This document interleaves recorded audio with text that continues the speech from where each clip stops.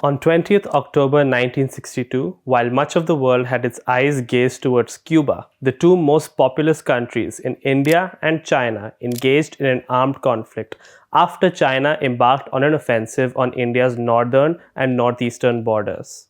The war lasted for 32 days, but the fighting was intense and the impact was far-reaching. It resulted in deep-rooted changes in diplomatic relations between the two Asian powers and the world over. 60 years later, the India-China border areas remain a significant strategic issue and have continued to witness skirmishes including around the Galwan Valley and the Pangong So Lake in eastern Ladakh since 2020. As such, to mark 6 decades since the outbreak of the historically pivotal India-China war, we at ThePrint are bringing you a deep dive series featuring extensive stories on the years of build-up, the pre-war skirmishes, the key battle points, the aftermath of India's defeat, and more. In order to understand the scale of the conflict, we have to start by taking a bird's-eye view of some maps dating back to the time period. The war has roots in the British Raj, particularly the McMahon Line, on which the line of actual control or the LAC is based, as part of the Shimla Convention of 1914. Some ambiguities on the part of the British contributed to border disputes in the decades that followed, with contemporaneous maps showing the extent of discrepancies between borders claimed by China and the demarcations of the line of actual control.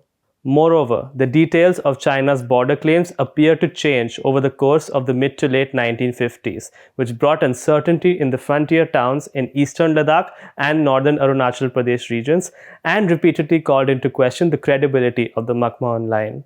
As such, our coverage begins with the years of build-up post-independence.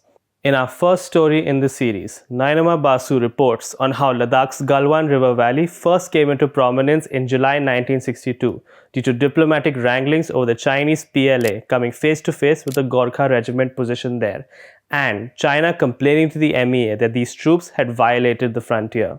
Then we move to the eastern frontiers to Walong in Arunachal Pradesh, where Suchet Veer Singh brings us a story about stoppages, as this small town was not only a significant battleground costing hundreds of lives, but the war also meant the death of trade and cultural exchange for tribes in the region. From there, we take a look at Thagla Ridge in northwestern Arunachal Pradesh, the site of a troubled border post of the Indian Army set up in June 1962, as it saw skirmishes from September of that year prior to the Chinese offensive that kick-started the war. Just as the Chinese PLA's crossing into Indian territory was two-pronged in Ladakh and Arunachal Pradesh, our series reflects the extent of fighting around both frontiers. As such, we take an in-depth look at the battles of Chushul and Rezangla in eastern Ladakh, the battles of Sela, Bomdila, and Tawang in western Arunachal Pradesh, and the evacuation of the Assamese city of Tezpur.